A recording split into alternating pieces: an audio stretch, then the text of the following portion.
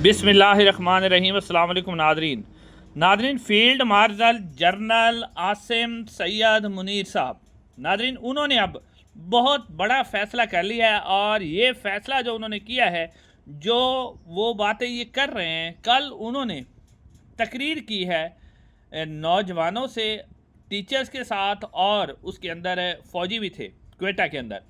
उस तकरीर को वैसे तो आउट नहीं किया गया, कुछ बातें उसकी बाहर निकाली गई हैं, लेकिन अब सोर्सेस से जो खबर आई है उसके मुताबिक अब जनरल आसिम मुनीर साहब जो हैं वो 2046 तक जो हैं वो हुक्मरानी करना चाहते हैं। और अब मैं उनके जो उन्होंने खिताब किया उसके अंदर जो अहम अहम बातें वो बताता हूँ आपको, ताकि आपको अंदाज़ा हो कि जनरल साहब बहुत लंबी हुक्मरानी का सोच रहे हैं।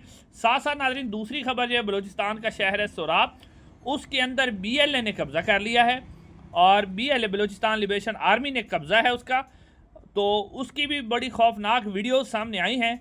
सबसे पहले नाज़रीन, आप जनरल आसिम मुनीर साहब के खिताब में अहम बातें बताने से पहले, आप जो बलूचिस्तान का एक शहर है सोराब, इसके ऊपर BLA ने कब्ज़ा किया है। ये क्वेटा से तकरीबन 50 किलोमीटर दूर है, और इसके ऊपर BLA ने कब्ज़ा कर लिया है। और तमाम जो सरकारी इमारतें हैं, बैंक्स हैं, थाने हैं, उन सब पर उन्होंने कब्ज़ा कर लिया, तमाम सरकारी इमारतों का कंट्रोल संभाल लिया है। नाज़रीन, आप ये वीडियोज़ में देख सकते हैं कि बैंक लूटे जा रहे हैं शरेआम।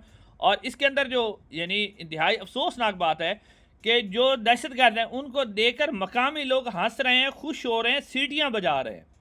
ये जो वीडियोज़ है ये इंतहाई ख़तरनाक है कि मकामी लोग दहशतगर्दों से प्यार करते हैं और पाकिस्तान से वो नफरत करते हैं। इंतहाई ख़तरनाक चीज़ है, इंतहाई ख़तरनाक चीज़ है। और ख़बरें सामने आ रही कि सरकारी इमारतों को आग लगा दी गई है, लेवीज़ के जो हेड क्वार्टर थे उन पर भी कब्ज़ा कर लिया गया है। तो अब खबर ये सामने आई है कि पाक फ़ौज के दस्ते भी पहुंच चुके हैं और एक शदीद लड़ाई हो रही है। असिस्टेंट कमिश्नर जो हिदायतुल्लाह थे, उनकी तस्वीर मैं आपको स्क्रीन पर दिखा रहा हूँ, उनके हवाले से खबर ये सामने आई है कि उन्हें जो है घर में कैद किया गया था, जिसके उनका दम घुटने की वजह से जो भी हलाक हो गए। नाज़रीन, बलूचिस्तान के अंदर सूरत इंतहाई ख़राब है। आपको याद होगा कि वज़ीर दाखिला मोहसिन नकवी साहब ने कहा था कि एक SHO की मार है, और फील्ड मार्शल साहब ने एक तकरीर के अंदर खिताब करते हुए फरमाया था कि ये 1500 लोग हैं, ये क्या हमसे बलूचिस्तान लेके जाएंगे। तो अब पता नहीं वो 1500 ही हैं या एक SHO की मार है, ये तो अब आने वाला वक्त बताएगा, लेकिन सूरत हाल इंतहाई कशीदा है। अब नाज़रीन, आते हैं उस बड़ी खबर की तरफ। जनरल आसिम मुनीर साहब ने टीचर्स, नौजवान और फ़ौजी अफसरान से खिताब किया है, और इस खिताब के अंदर उन्होंने जो बातें की है वो मैं आपके सामने रखता हूँ।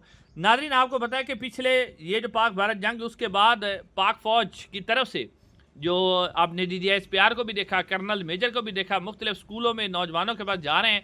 उनको ये लगता है कि हमारी मकबूलियत वापस आ गई है, और हम जो है नौजवानों को अपनी तरफ कैल कर लें, और कैल करने के बाद वो फिर इंतहाई को इकदाम उठाने वाले हैं, जिसमें मेरे अजीज़ हम वतनों भी आ सकता है। लेकिन अब जो बातें उन्होंने की हैं, ये बातें रिपोर्ट हुई हैं मुख्तलिफ सहाफ़ियों ने, शहजाद अकबर साहब और भी बहुत से लोगों ने इसको रिपोर्ट किया है, वो मैं आपके सामने रखता हूँ। नाज़रीन, जनरल आसिम मुनीर साहब ने एक तो खिताब किया, 3.5 घंटे की ये तकरीर थी, और इस तकरीर के अंदर उन्होंने जो पहली बात की कि तमाम सियासतदान करप्ट हैं, ये उन्होंने बात की। दूसरी बात उन्होंने ये की कि सियासी पार्टियाँ पाकिस्तान के अंदर होनी ही नहीं चाहिए। अब नाज़रीन, जब सियासी पार्टियाँ नहीं होंगी तो फिर इसका मतलब है मार्शल लॉ लगाने का फ़ैसला है। फिर ये भी खबर सामने आई है कि 2046 तक पाकिस्तान के मंसूबे बताए गए कि 2046 तक पाकिस्तान के अंदर ये काम होंगे। उसके अंदर बताया गया कि 2030 तक पाकिस्तान G20 में आ जाएगा, और फिर 2040 तक पाकिस्तान G10 के अंदर आ जाएगा, ये कहा गया। फिर एक और अहम तरीन बात जो इस खिताब के अंदर की गई, जो रिपोर्ट हुई है, वो कहते हैं कि उन्होंने शुरा से कहा, यानी कि नौजवान जो टीचर थे, कि आप किसी सेलिब्रिटी को वोट ना दें, यानी किसी जो आपको पता है कि कोई आर्टिस्ट है, फनकार है, या कोई बहुत बड़ा खिलाड़ी है, उसे सेलिब्रिटी कहते हैं, तो वो कहते हैं उनको वोट ना दे। अब इससे मुराद वो ले रहे थे इमरान खान साहब, क्योंकि इमरान खान साहब एक बड़ी मकबूल शख्सियत है पाकिस्तान के अंदर, बहुत बड़े क्रिकेट वो हीरो रहे हैं, तो उन्होंने कहा ये भी आप वोट ना दें। और फिर वो कहते हैं कि इसके अंदर ये बातें की गई कि तहरीक इंसाफ और इमरान खान साहब ने मुल्क को तबाह कर दिया, तमाम सियासी जमातों ने मुल्क को तबाह किया। फिर वो कहते हैं कि फ़ौज ही एक वाहिद इदारा है जो कि ईमानदार है, बाकी तमाम जो सियासतदान है वो करप्ट है। और फ़ौज की ईमानदारी की मिसाल उन्होंने देते हुए कहा कि आपने देखा कि फ़ौज ने, यानी ये सबूत दिया उन्होंने कि फ़ौज ने अरबों डॉलर की बिजनेस अपनी एम्पायर खड़ी की और किस कामयाबी से वो इसको चला रही है। तो ये उन्होंने कहा, और उन्होंने कहा कि मुल्क के तमाम इदारे जो हैं, जनाब मुनीर साहब ने फरमाया कि तमाम जो मुल्क के इदारे हैं वो सियासतदानों ने तबाह किए हैं।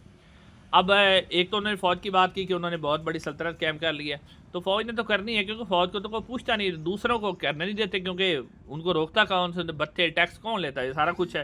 اور پھر اداروں کے اندر جس نے مداخلت کی ہے اسی نے ان کو تباہ کیا، اگر سیاست دانوں نے کی تو سیاست دانوں نے۔ اور پھر وہ کہتے ہیں، جو آگے کہتے ہیں کہ بلوچی جو علیحدگی پسند ہیں یہ کتے ہیں، یہ کہا گیا ان کے بارے میں۔ ماہرنگ بلوچ بھی ایک دہشت گرد ہے، یہ بھی اس کتاب کے اندر کہا گیا کہ ماہرنگ بلوچ دہشت گرد ہے۔ اور پھر اس کتاب کے اندر یہ بھی کہا گیا کہ پاک فوج جو ہے وہ غزوہ ہند بھی لڑے گی، یعنی ایک مذہبی ٹیکس دینے کی بھی کوشش کی گئی، اور ساتھ ساتھ یہ بھی کہا گیا کہ جو اسرائیل کے خلاف بھی پاک فوج ہی لڑے گی۔ اور پھر وہ جو بتانے والے ہیں وہ کہتے ہیں کہ اس خطاب کے اندر مختلف جو قرآنی آیات ہیں ان کو بھی کوٹ کیا گیا، اور اس سے یہ حوالہ دیا گیا کہ یہ قرآنی آیت پاک فوج کے متعلق ہے۔